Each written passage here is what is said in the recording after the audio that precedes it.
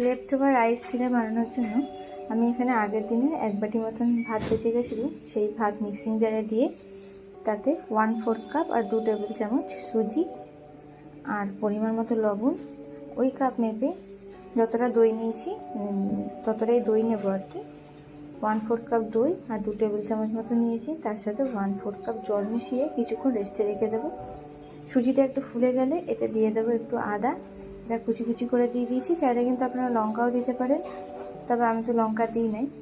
আর ধনে পাতাও দেওয়া যেতে পারে। এরপর ঠিক এরকম একটা ব্যাটার তৈরি করে নিতে হবে, বেশি পাতলাও না খুব মোটাও না। কড়াই গরম করে বা ননস্টিকের প্যান বা লোহার তাওয়াতেও হবে, গরম করে ভালো করে